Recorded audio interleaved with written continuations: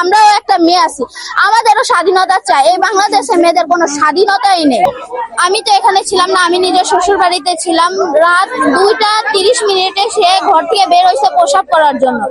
ওই প্রসাব করে বের হয়েছে, তারপরে ওই যে নিজের বাসা আসবে সেটারও সময় পায় না। ওই পুরুষটা ওর পিছন থেকে মুখটা চেপে ওর ওড়না দিয়ে মুখটা একদম পেঁচায় ওকে কুলে করে নিয়ে গেছে নিজের বাসায়। প্রথমে ধর্ষণ করছে, তারপরে ওকে অত্যাচার করছে। অনেক মারধর করার পরে যখন ওর মুখে বালিশ চাপা দিছে, বালিশ চাপা দিয়ে নিজে বসে গেছে। ওই যে বসছে না, ওই মেয়েটা অজ্ঞান হয়ে গেছে। মেয়েটা অজ্ঞান হওয়ার পরে সে আমাদের হাউজে নিয়ে এসে আমরা সবাই একদম ঘুমিয়ে আছি, অনেক ঘুম, অত্যন্ত ঘুমে, আমরা গভীর ঘুমে ছিলাম। তো ওই আমাদের হাউজে এসে ফালে চলে গেছে। আমার আম্মু উঠছে 3টা 43-এ, উঠে গেছে অজু করতে।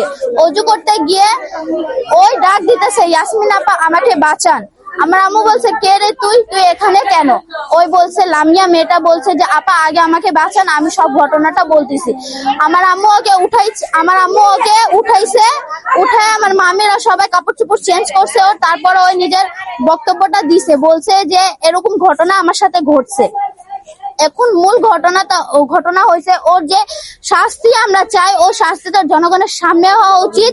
আর আমাদের হাউজে ওই কি কারণে ফেলছে, কেউ কি ওকে কিছু বলছে এই ঘটনার জন্য, সেটাও তাকে জবানবন্দি দিতে হবে, এটা আমরা চাই। আমাদেরকে মূল হচ্ছে এখানে আমাদেরকে ফাঁসানো করছে।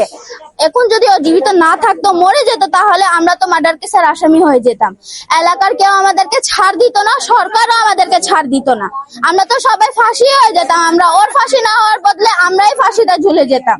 এখানে তো মানে ওরও অত্যাচার হয়েছে, আমাদের উপরে অত্যাচার হয়েছে, এটা তো আমরা বিচার চাই। ওই মেয়ের যে কি অবস্থাটা আছে আপনারা মেডিকেলে গেলেই বুঝবেন।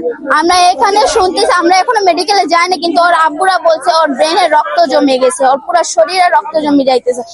হঠাৎ কাউকে, নিজের বাসার কাউকে চিনতে পারতেছে না। তারপরে যখন আস্তে আস্তে জ্ঞান ফিরতেছে, ওই হালকা হালকা কথাবার্তা বলতেছে, কিন্তু ওর উপরে কি অত্যাচারটা হয়েছে ওই নিজেই জানে, সেটা তো আমরা আর অনুভব করতে পারবো না। কিন্তু আমরাও একটা মেয়ে আছি, আমাদেরও স্বাধীনতা চাই। এই বাংলাদেশে মেয়েদের কোনো স্বাধীনতাই নেই। সরকারের মানে কি শাস্তি দেবে সরকার নিজেই বিবেচনা করতে পারতেছে না। ওকে শাস্তি দেওয়া উচিত, জনগণের সামনে তাকে ফাঁসি দেওয়া উচিত। আমরা তাদের ফাঁসি চাই জনগণের সামনে। সরকারের রায় আর কিছু আদালতের কিছু আমরা বিবেচনা করতে চাই না, আমরা চাই জনগণের সামনে তার ফাঁসি হওয়া উচিত। সরকারের মানে কি শাস্তি দেবে সরকার নিজেই বিবেচনা করতে পারতেছে না। ওকে শাস্তি দেওয়া উচিত, জনগণের সামনে তাকে ফাঁসি দেওয়া উচিত। আমরা তাদের ফাঁসি চাই জনগণের সামনে। সরকারের রায় আর কিছু আদালতের কিছু আমরা বিবেচনা করতে চাই না, আমরা চাই জনগণের সামনে তার ফাঁসি হওয়া উচিত। আমার কাছে মনে হচ্ছে এটা সরকারের মানে কোনো চিন্তা ভাবনা সরকার করতেছে না, তার প্রাপ্য শাস্তি দিতেছে না। তার জন্য সবকিছুতে পেন্ডিং দেওয়া উচিত না।